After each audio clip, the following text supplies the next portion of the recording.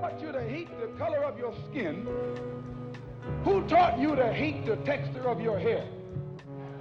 Who taught you to hate the shape of your nose and the shape of your lips? Who taught you to hate yourself from the top of your head to the soles of your feet? Who taught you to hate your own kind? Who taught you to hate the race that you belong to? So much so that you don't want to be around each other. No, before you come asking Mr. Muhammad, does he teach hate, you should ask yourself, who taught you to hate being what God gave you? Most of us blacks, or Negroes as he called us, really thought we were free without being aware that in our subconscious, all those chains we thought had been struck off were still there. And there were many ways where what really motivated us was our desire to be loved by the white man. Malcolm meant to lance that sense of inferiority. He knew it would be painful. He knew that people could kill you because of it, but he dared to take that risk.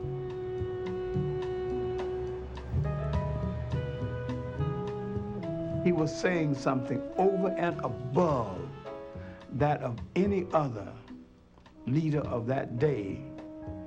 While the other leaders were begging for entry into the house of their oppressor, he was telling you to build your own house. Welcome to the Gilchrist Experience. As we watch Malcolm and that old piece, we go back to our great philosopher, John Henry Clark, and talk about how we were back in the 60s. And we update ourselves to the 2004. And well, we're going to spend a little time on the election of 2000 and what happened in Florida. My guest today is Michael Hardy, the National Attorney for National Action Network. As you all know, Reverend Sharpton was down in Florida looking into a lot of the problems we had last time in Florida for this new election, 2004, and how the Republicans actually stole the election. Welcome to the show today, Michael Hardy, Attorney Michael Hardy. Welcome to the show, Michael. How you doing, Winston? Good, man. You know, so it's always so inspiring watching your opening sequence there. Isn't that something? Yeah, it's very, very inspiring. How does it make you feel that, after sitting in and watching, such a great, looking in hindsight at what he said back then? I mean, sometimes it makes you feel like, there's always more that you could be doing because they did so much. And didn't get to complete the task, so it just gives you, this movement. It's just got its ups and downs, and it's always those moments, though, where you get to see that again and understand what it's really all about. Well, we share that same energy when we watch Reverend Sharpton. I know you were as proud as I mean, I'm maybe more proud to be at the National Action, at the convention, at the Democratic convention when Reverend Sharpton gave his speech. I'm sure you were there. Yeah, I mean, it was a great moment for him, but, for everybody. Yeah. And, but more important, he really, there was all this debate about the time that he took. He took the time that he did take. At least he spoke about some real substantive things, and said some things that needed to be said in an environment that needed to. It was kind of funny watching, the entire convention hall, jump up while he's talking about reparations. It's like, you got all these white folks clapping for reparations. That was kind of funny. Right. But anyway, it was a moment, a moment in our history. What was it like, watching this film that I gave you to watch, Unprecedented? Well, you should probably tell folks what Unprecedented is. You could probably tell them, but it was an interesting film to watch. I mean, it was about basically how they stole the 2000 elections. All right. We'll talk a little bit about, what Reverend Sharpton's purpose was to go to Florida. But right after we run this piece, it's just a short piece. I think a lot of you saw parts of it last week. But we're going to try and analyze what this is all about. It's called Unprecedented, the 2000 presidential election. Roll the piece for us, please. This is how long?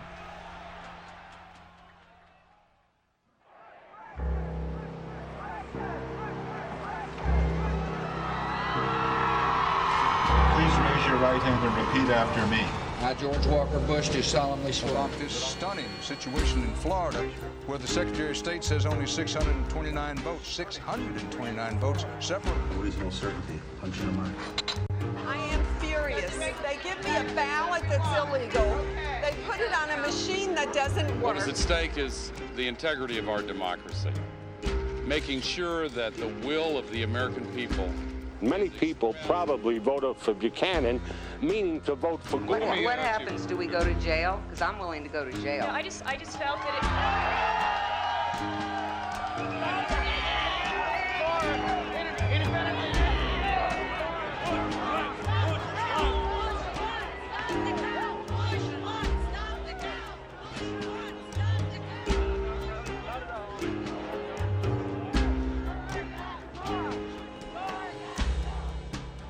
It was mass confusion. At 7 o'clock when the polls opened, we knew that there was a problem because people were walking out of the polls distraught, calling their husbands, calling their wives, telling them to be careful.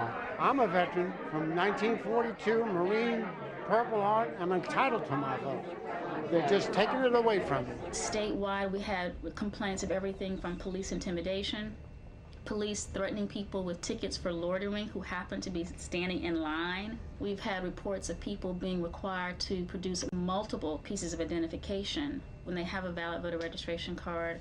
There's no such requirement under Florida law. On election day, I got calls from a lot of people who complained that they had gone to vote and that the local precinct didn't have their name on the list. They said, I don't have my name there. Why my name is not there? So they sent me to see a clerk. There were no bilingual pollers. There were no bilingual translators. There was no one there. You know, the story of the 2000 presidential election is a multifaceted story that has to do with decision-making at a lot of different levels and inconsistencies in policies and in voting systems and technologies.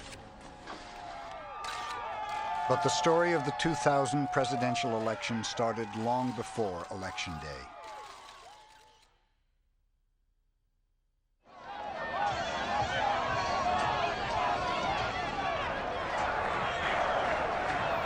Truth be told, Bush did not expect to be campaigning in Florida this hard, this late. After all, Brother Jeb is the popular governor here. I told my brother that we were going to carry Florida for him. Is that going to be a truthful statement? It better be. Jeb Bush first ran for governor in 1994. During a debate, he was asked what he would do if elected for Florida's black community. And he gave a two-word answer, which was proved to be both accurate and prophetic. I mean, his answer was probably nothing. That answer galled the black community. Jeb Bush lost in 1994, but he won in 1998 with only 10% of the black vote. You've honored me beyond measure by asking me to lead Florida forward into a new... And he was asked, what he was going to do to reassure black voters. And he said, I guess I'm going to have to reach out to that community. And what he did was reach out and take away almost all the affirmative action programs in the state. Furious, the state's black leaders started to organize. We had one of the largest demonstrations ever in Tallahassee, the state capitol, protesting against Governor Jeb Bush's One Florida initiative. There is increased interest, and it's not going to end with this year. Blacks decided right then that they were going to mount a voter registration campaign. All the civil rights organizations from around the country had offices set up here in Florida.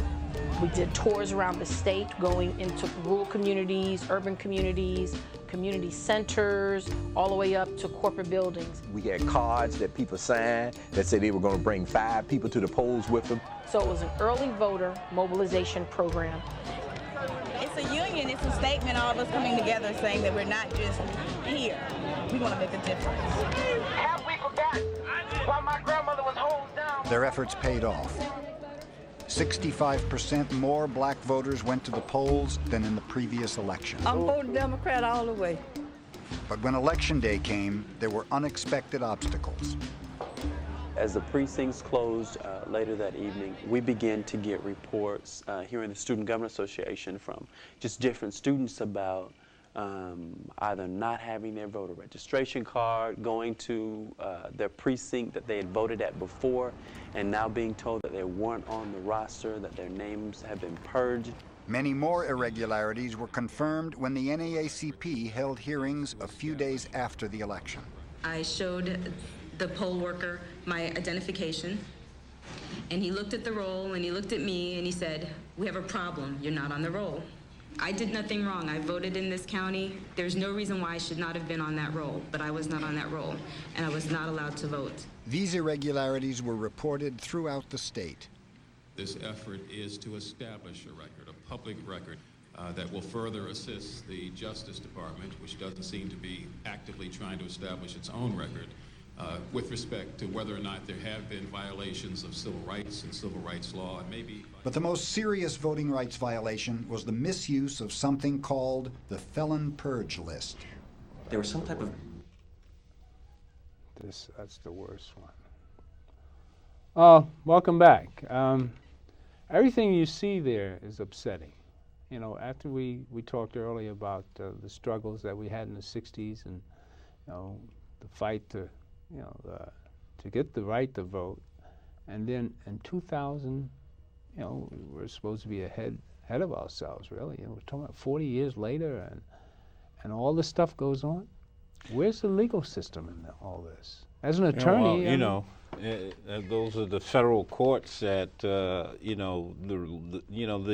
the judges of the Supreme Court now were, except for 2 that were appointed by Clinton, were all appointed by Nixon, Ford, Reagan, and Bush 1. Right.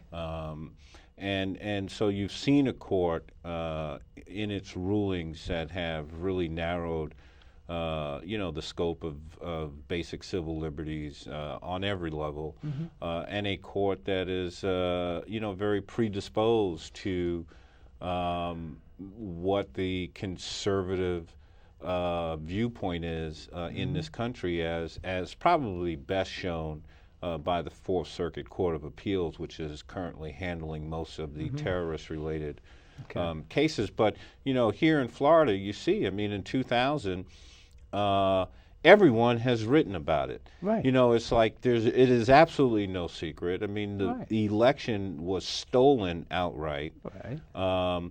Obviously, the governor of the state, who has such control over the officials, over everything that has to do with voting, all of that is a department, and one of the many executive departments within under the leadership of the governor. Catherine Harris, which everybody knows, but it's spoken about in this documentary also. Was not only the state head of the Board of Elections, but she was the chairperson for the Bush-Cheney campaign in Florida. Right. Clearly a conflict of interest there. And you saw them use, in some respects, some very tried and true tactics to intimidate voters. Yeah. Obviously, they've used a purge list. Many people have written about this and further exposed this subsequently. Greg Palast is one of them. We had him on Sharp Talk once, about these purge lists, which were primarily African American voters. Right. When they went down these lists, because Hispanic voters, at least in Florida, where you have a very heavy Hispanic Cuban population, You know, the Republicans are not as concerned about them because many of them tend to vote with the Republicans, primarily because of the conflict there between the Cuban families here in the United States and those that have been that have remained in Cuba with Castro. So you see these purge lists being created primarily of African American voters, African American voters going to the polls and being intimidated in all of the traditional ways, including, you know, with these sometimes, you know, ominous threats of force. I mean, you don't need a lot, and if you don't control all of the official positions there, you know, you go in the polls and they do all kinds of tricks. You know, they tell you to vote on paper ballots and turn them in, and then you don't know what happens. You know, you had the whole Chad problem. You had, ironically though, or maybe not ironically, instructively, and this was something you have to remember, the National Action Network was one of the first civil rights organization to file a lawsuit in Florida after the 2000 election in terms of, you know, Bush stealing that election. Obviously, the NAACP, as you saw, held hearings. You had organizations from across the board that really focused on this, not to mention the legal battle you know, surrounding the whole Bush-Gore campaign.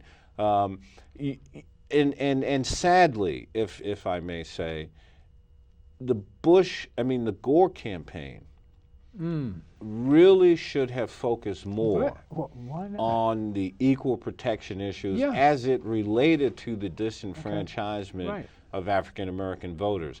That scenario, if you had taken that, if Bush-Gore officials had taken that scenario up through the court system, it would have been very hard for the Supreme Court and the conservative majority there to use the equal protection statutes to give the election to George Bush. And in hindsight, you know, I think even Al Gore would probably at least want to acknowledge that on some level. Why didn't he protest? Why didn't he? I mean, you know. Was he part of the scheme? Well, he's part of the scheme in the sense that, you know, when it comes, sometimes even when it comes to winning, if it means championing the cause of black people, you know, some communities choose not to do it. In some respects, you know, you could say that about, you know, the Gore-Lieberman campaign, that they lost an opportunity there to really fight that nitty-gritty in the same way that the Republicans fight these battles. You know, the Republicans, they take no prisoners, you know. If you looked at this last convention that they did here in New York City, you know, they have a take no prisoner approach. And they know how to go at you. They know how to diminish you to whatever it is that they're trying to do. In Kerry's case, you know, a flip-flopper, a fifi, you know. You know, they're very good at that. And you know, Democrats sometimes just don't know how to just come out swinging and fighting in as determined way as is possible, and part of that is over their own racial conflict sometimes, and you know, that's just a fact. And well, there were a lot of Jewish voters in Florida that were disenfranchised too. Right, and that's in some respects where not Jewish per se, but the focus was more on the hanging chads than the disenfranchised African Americans. Okay, all right. Legally, what do we as citizens have? What can we do? I mean, well, you know, there are practical responses to that. I mean, of course, you should do all the things, knowing that an election is coming up.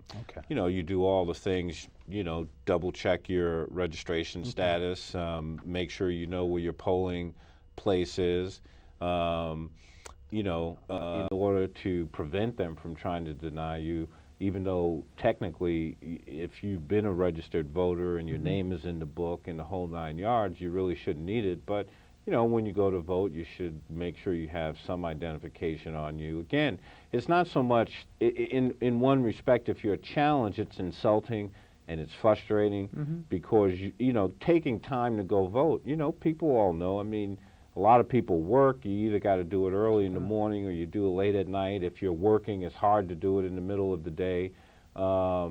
And you know, so to find the time to go do it, to make the effort to do it, and then you get to the poll and you get hit with a barrage of things to try to intimidate you and or discourage you from voting, you don't want to be in a position where you're forced to give up your vote. Right. I mean, you want to make sure that you've done everything to know that there's not going to be a problem when you go to the polls, you know, to make sure that your vote in fact counts.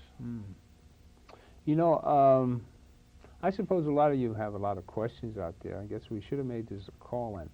But, you know, I'm going to do,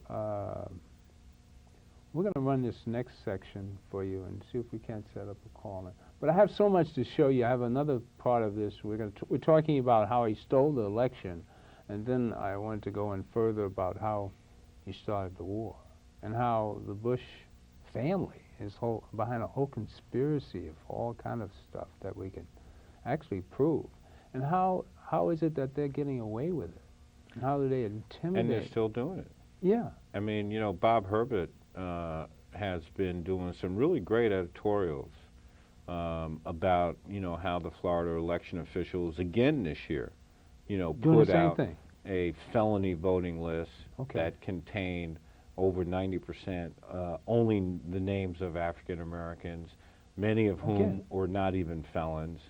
You know, how they have been going to the homes of elderly African Americans who are involved in voter registration efforts, using Florida state troopers, you know, in their uniform or in plain clothes. This year, currently. You know, claiming that they are investigating voter fraud and things like that. And, you know, and when you do that to elderly Florida voters, you know, it has meaning because many of them not only lived through the Jim Crow policies in Florida, but many of them also lived through, you know, the numbers of people who were brutalized and in some cases murdered, you know, as a result of the efforts in the 1960s to win the right of Floridians to vote. So the state troopers are replacing the Klansmen. There you go. That's what it looks like. It's officially sanctioned.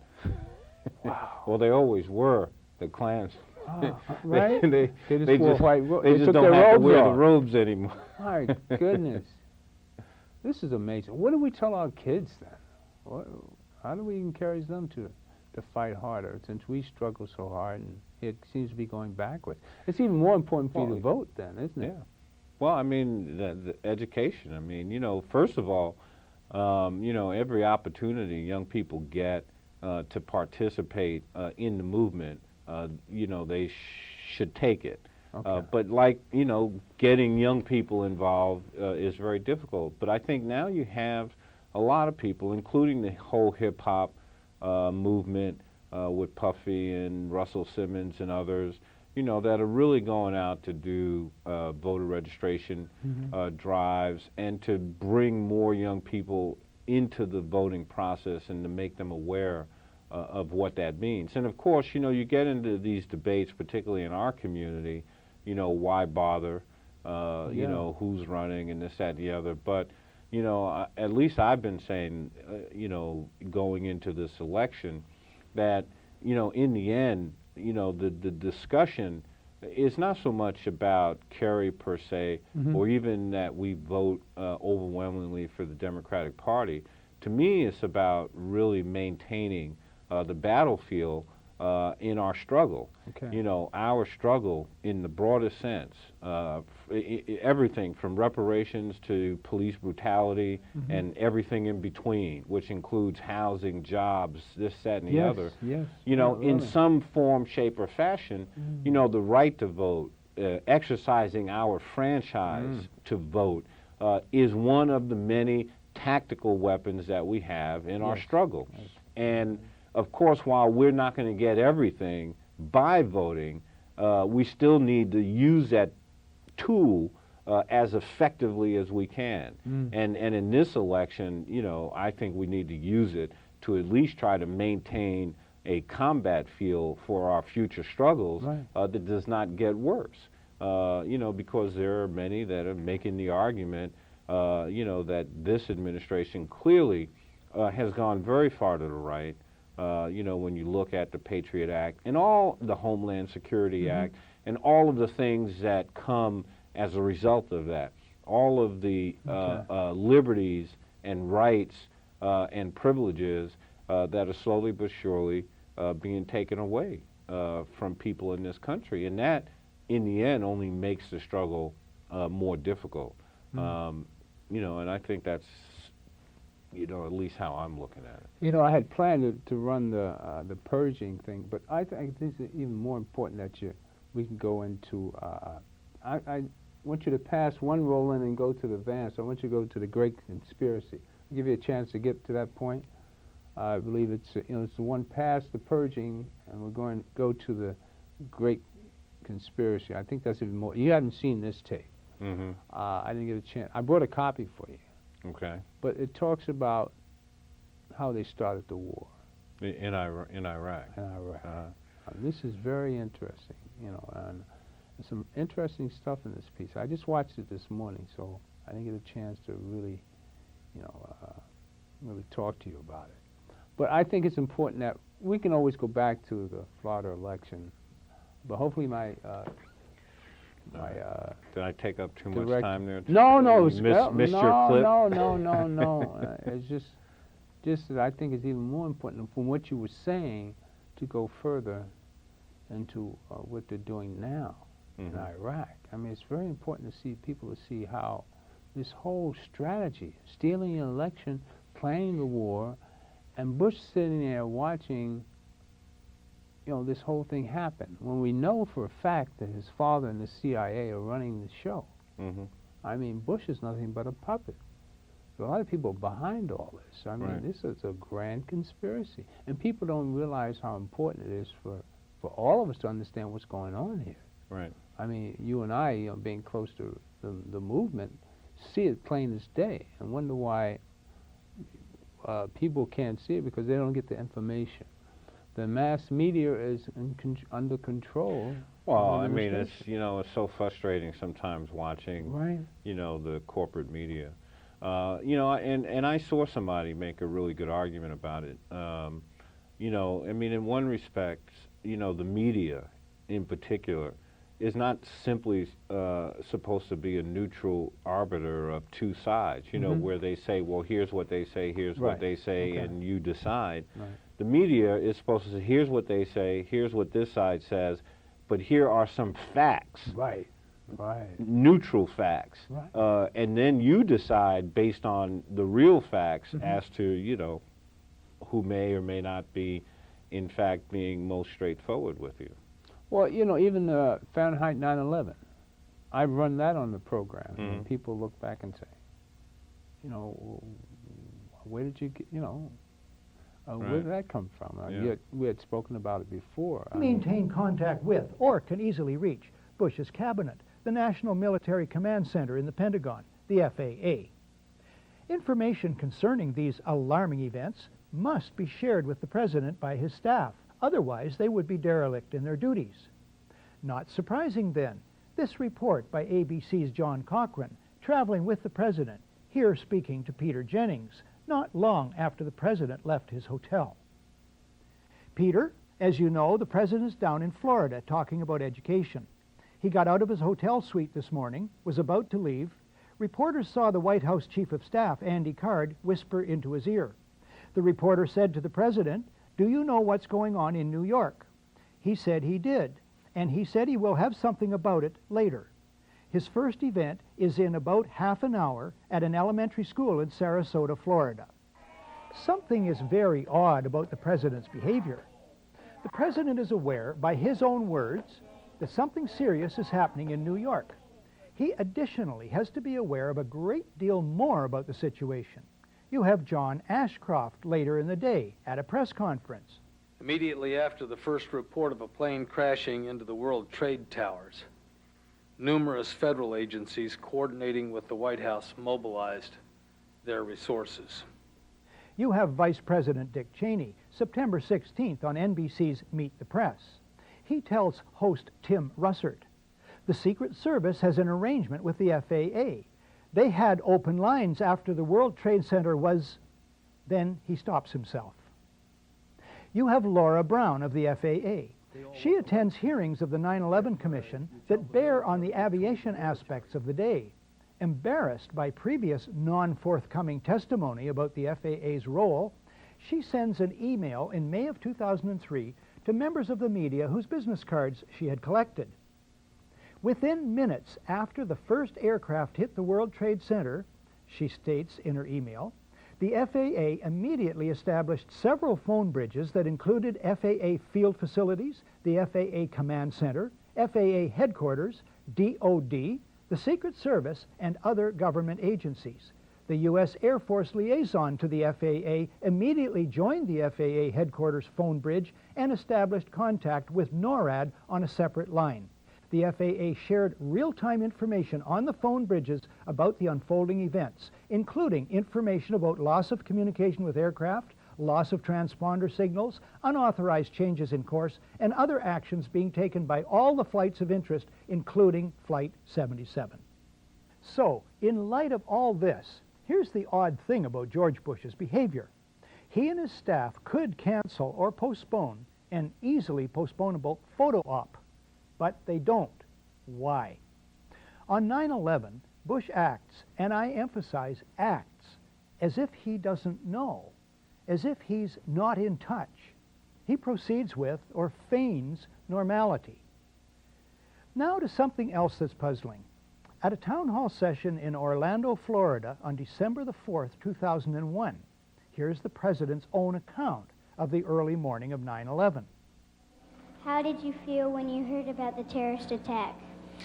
Well, thank you, Jordan.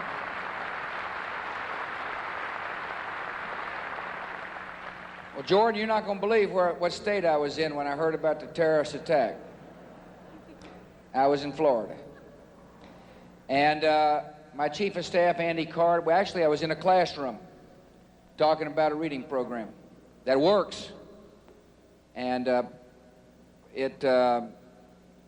was sitting outside the classroom waiting to go in, and I saw an airplane hit the tower of a TV. You know, the TV was obviously on.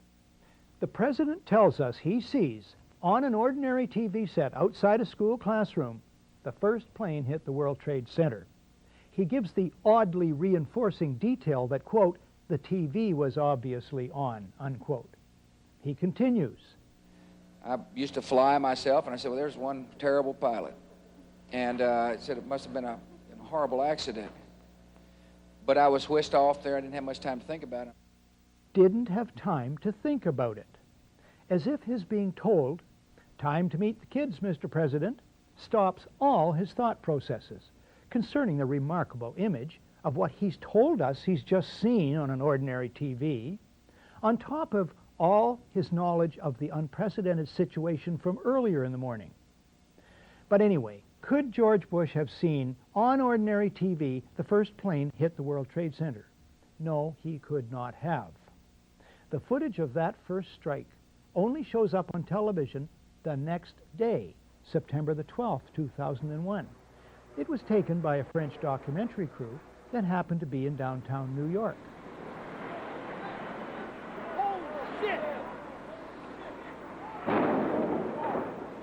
The Orlando Town Hall session takes place 7 weeks after 9/11, so it can be suggested Bush confuses the second plane with the first. But how to explain this? We've all seen Andy Card do that. None of this can ever be retracted. It is an interlocking historical record. Why go on at length about this? Because it may one day become the basis for criminal court proceedings. When we come back, is George Bush one of a group of conspirators involved with the attack?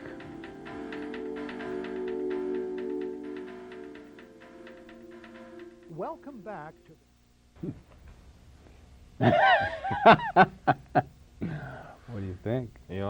conspiracies, eh? Well, Hey, I mean, look, I'm just you watching know, I mean, documentaries. you right? know, if you know, what's kind of interesting is one is that he was in Florida, the state that, you know, he stole the election in the state of his brother. I mean, listen, you know, the Secret Service, FBI, the Air Force, I mean, all these people had a lot of information. And again, you know, whether or not any of what Bush said in this was a misstatement or not is really not the real issue to me.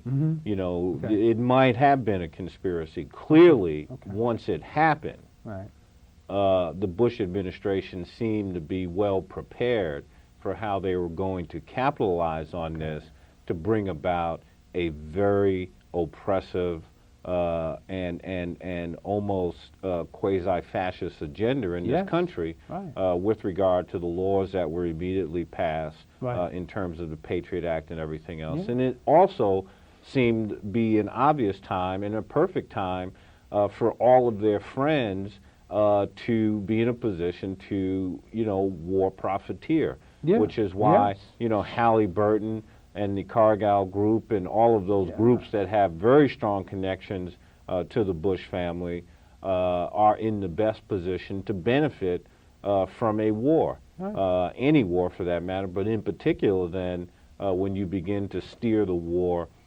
towards Iraq. And we already know that Bush and them were looking for an opportunity to go after Saddam Hussein in a more aggressive manner. We already now know you know, that clearly he lied to the American public about the reasons for going into the war. So, yeah, you know, I mean, do I agree about the conspiracy as this clip just really showed? I mean, I don't know. I mean, because I really can't say what was in Bush's head. He might have been mistaken between the two, or, you know, he might have been whatever. But I don't think that's important. I think what's important is that they've clearly taken it in order to conspire to bring about an agenda that has been absolutely brutal towards the basic rights of the American people and that have set this country in a direction in terms of its world standing and everything else that's going to be hard to bring it back, not to mention all of the young men and women who are dying in Iraq. I mean, to me, if you're fighting a war on terror, you know, and Osama bin Laden is still out there giving the greatest hits, you know, the greatest tape hits every few months, or his second comes forward and releases, you know, the new hit tape of the week, and you haven't even found him.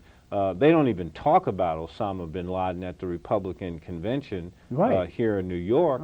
I mean, but, you know, here's Iraq, this country, which they proclaim was waiting to be liberated from Saddam Hussein, and that the people would be there to greet them with flowers in the street, has proven to be wrong. So we're now in a war that had nothing to do with terrorism worldwide, had nothing to do with the attack on the World Trade Center. And how do you really honestly, if you're George Bush, if you're John Ashcroft, if you're Dick Cheney, how do you really look a parent in the eye and say that your son or daughter or husband or wife or brother or sister died in Iraq for a good cause? I mean, or for a just cause. I mean, you really can't. And I think that's what we really need to be battling against. I mean, the notion that people could be considering giving George Bush a second opportunity when he lied to you, when he's done nothing about, you know, the economy and all of the issues here in this country. I mean, he's given the tax breaks to the rich in terms of our community where education and public education is so important. What have they done? You know, they put these programs forward. They give it a very good sounding name, No Child Left Behind, when in fact, you know, it's really an oxymoron, because under their policy, almost every child is being left behind. The charter school programs are not working. The companies that get these contracts are making money while the charter schools themselves are suffering. and they're using and getting public monies to run those charter schools. So, you know, you've done nothing to support the basic economic and health considerations of your population, and you say, well, you know, I've done nothing about health care, I really haven't done anything about education, I've done, you know, nothing about any kind of other real economic improvements other than the tax cuts I gave to the rich, but I was distracted fighting this war in Iraq, which I really did need to fight because we now know that Saddam Hussein didn't have any weapons of mass destruction, but give me another 4 more years. I mean, it's really ridiculous. It really is. But a lot of people don't see these clips and really understand what's going on. And you know, but there's enough information out there. I mean, you know, people just need to really, you know, put this stuff together. I mean, you know, it is so blatant and so obvious. And you've had more books. I mean, you know, you can try to compare this to, you know, Bill Clinton, you know, That's a joke. You know, getting a little charge in a side room of the Oval Office to the real crimes that the Bush administration are committing.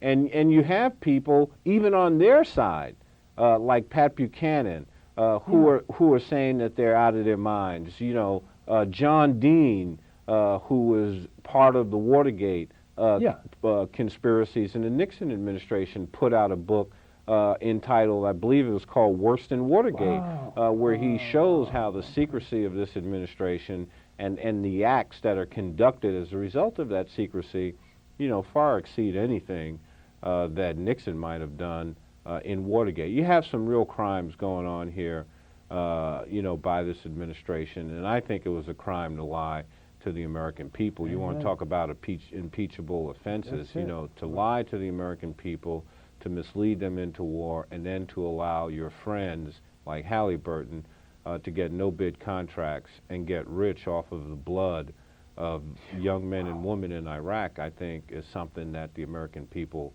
have a chance. You know, you talk about liberation, you know, you talk about all of these things, and Bush, you know, they talk about liberation and liberating, you know, these people from tyranny and this, that. Well, we have an opportunity to liberate some things on November 4th, 2004, and we can start by liberating ourselves from George Bush. Amen. Amen. You know what I'm going to do?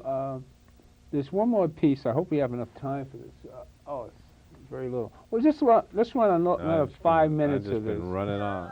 No, but this is great. This is exactly why I'm playing these pieces, because I'm really curious to see what you have to say about this. All right, just run the next piece, and we'll probably don't have any more than we can't run any more than 5 minutes of it. But I want to hear Michael Rupert talk about the Bush administration, the cover-up, really. How they covered all this up. And the 9/11 report, that's another sham. I mean, it's really interesting. You have the other roll in that you can roll for me? Simultaneous coincidental incompetence at all levels in many agencies defying known laws of averages, a 54 million to 1 chance, which is the 9/11 Commission official story. There's another explanation. The U.S. Air Force is neutralized by design. The evidence indicates this is about a 1-to-1 chance. Standard procedures for dealing with aviation emergencies of all kinds have been in place and have worked for years. David Ray Griffin is the author of The New Pearl Harbor, the most widely respected critique of the official story of 9/11.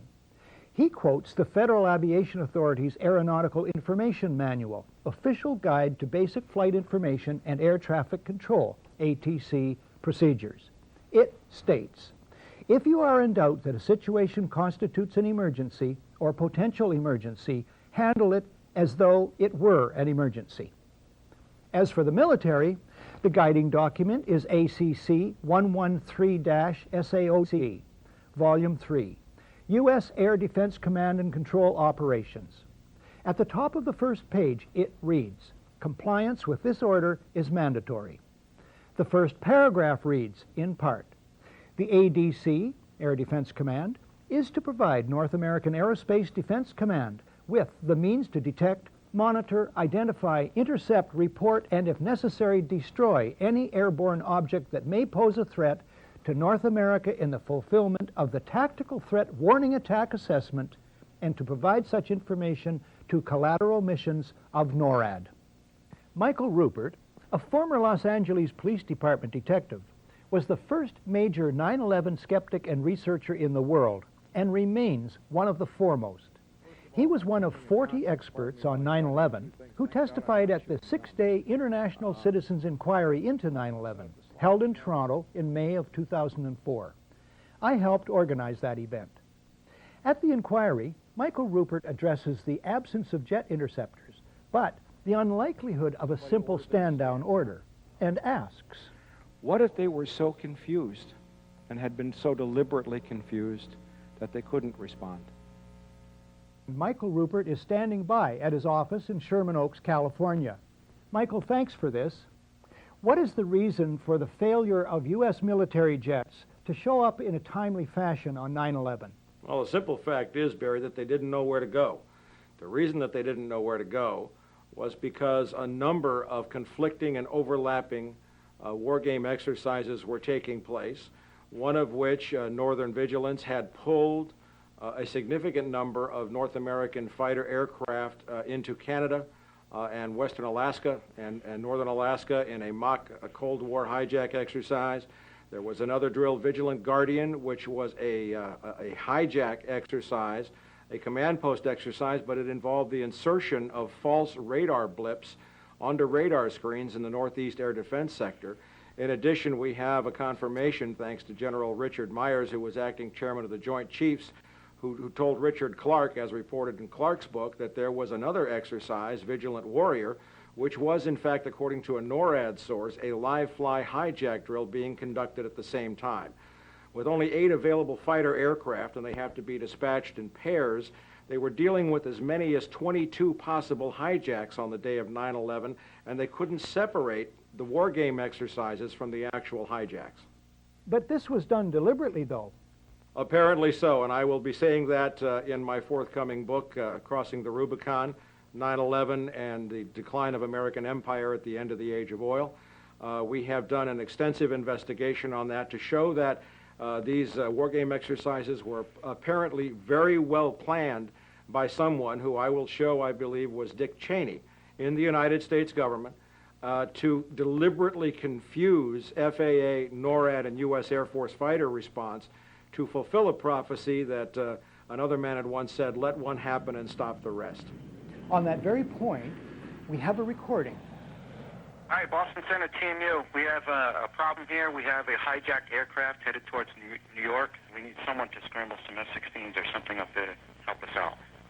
Is this real world or exercise? No, this is not an exercise, not a test.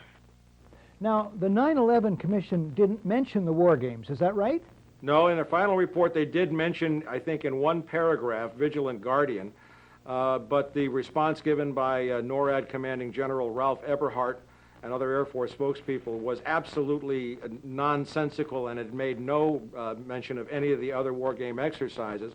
Eberhart's position was, in fact, which is a very ludicrous position, that the Vigilant Guardian exercise.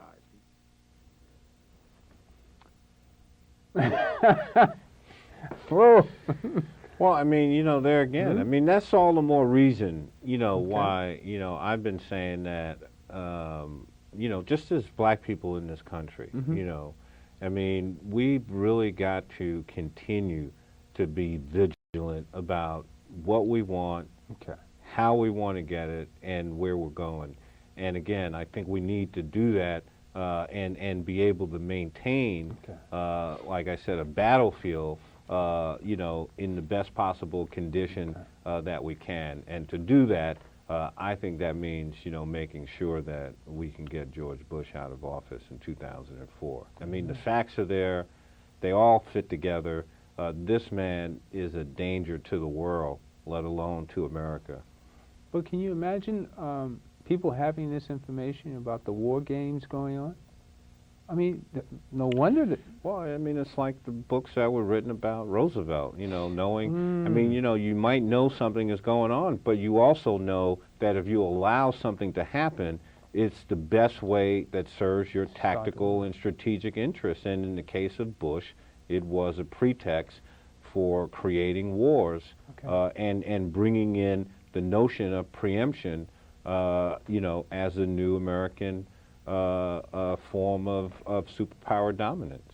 But why is it that nobody in the Kerry administration, you know, bringing out these points? Why isn't Kerry? Kerry doesn't have an administration, but I think your point is, I mean, well, you know, campaign. is that they need to, because you know they try to be too nice, in my view. You just got to go at these guys the same way they're going at you. Of course. You know, you got to throw some heavy blows, and then let the chips fall where they may. You think that's a setup too, Kerry? Same way as Gore in 2000. I think it's about, you know, being a leader, and leaders can't worry about what people think about what they're doing. People are going to respect leaders that lead. That's why Sharpton, people follow him. He's a leader. You know, you're not going to be able to please all the people all the time, but you got to know where you're going. You got to know why you're going there, and you got to have a plan for getting there. And you know, Kerry needs to articulate that a lot better if he's going to beat George Bush. Okay. Yes, very much so. I like to give it a lot of these documentaries to the Kerry campaign. Maybe they should run it on television. They probably have them all, you know. You think but it's on us too. You know, we're the ones that are going to the poll. You know, it's that old saying. You know, if you steal on me once, you know, shame on you. But if you steal from me twice, that's, you know, shame on me. Right. So you know, we have a role in this, and that role is to protect our own future. Amen. Amen to that. I'd be very interested in hearing from the public. I'm sorry to, you know, I ran these purposely so I could get Attorney Hardy to give us the legal aspects to all this. And what we should be doing is taking a look at ourselves and making sure that we take care of business, each individual. You see these clips that I run. Thank you for your compliments and putting the information out, but I can't help it. It's what comes to me, which I've got to give to you. And it's being part of a National Action Network that I get exposed to all this stuff, you know. It's heartwarming to be associated with you, Michael. I mean, we've been in the struggle a long time, and just looking at all this. Well, you got all the history because you got it all on tape. Right? I can go back and show Diallo the first time she came to the network. I mean, we've seen the struggles over the last 6, 7 years, and it's just it never ceased to be unbelievable. I mean, it's frustrating. I mean, to both of us, but there's a glimmer of hope to know that all this is stimulating. It's, like you said, the opening. What would Malcolm say about what's happening today? What do you think he would say about that? Or Dr. Clark? Well, I mean, they all would be leading. Okay. That's what they would be doing. Same as Reverend Sharp. They would be leading. So they wouldn't be running away from the conflict, and they wouldn't be trying to confuse people about it either. Okay. All right. The bottom line is that we all have to participate by voting. So it's no excuse for you not voting. Any of you. I mean, all of you, you don't have to be black to understand the struggle. I mean, you can see what's going on here. What advice would you give the people? I mean, other than what you've said already, but anything else you'd like to add? Stay strong and be black. Amen. Amen. And Michael has got a show coming up Saturday at 3:30, Channel 57. I'm going to run that piece back again, where you can see how Michael has grown to be, you know, in Reverend Sharpton's absence. I mean, you really stir us up. And his heart and soul is in it. It's a part of the struggle. And I really admire and respect what you're doing, Michael. And thank you for coming today. And it's always a pleasure. And we always getting something heavy, right? But stay tuned. We have more interesting roll-ins. And if anybody wants a copy of the program or The Great Conspiracy, I'll tell you where you got it. You'll see a number at the end of the program where you can call in and ask questions, all right? And maybe next week we'll have a call-in. I'm sure a lot of you have a lot of questions, right? Where do I get all this information? People bring it to you, you know? I got this from the National Action Network. And you should come to our rallies on Saturday. Every Saturday at what, 9:30, 10 o'clock? 10 o'clock. At Emmanuel AME Church. 119th Street? Between 5th and Malcolm X Boulevard, Lenox Avenue. All right? Stay tuned. All right? Can you run the...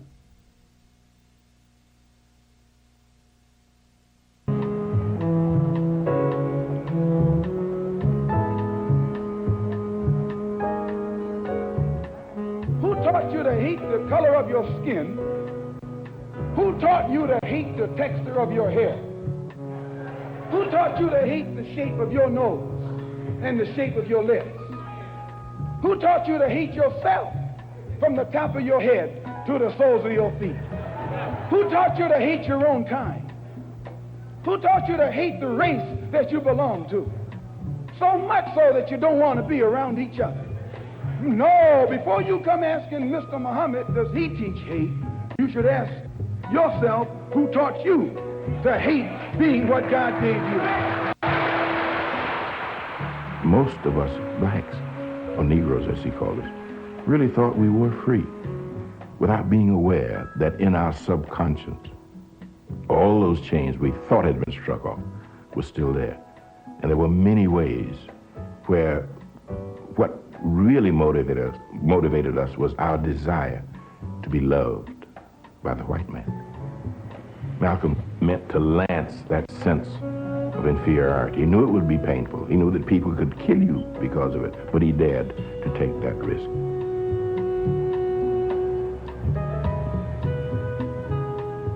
He was saying something over and above that of any other leader of that day, while the other leaders were begging for entry into the house of their oppressor.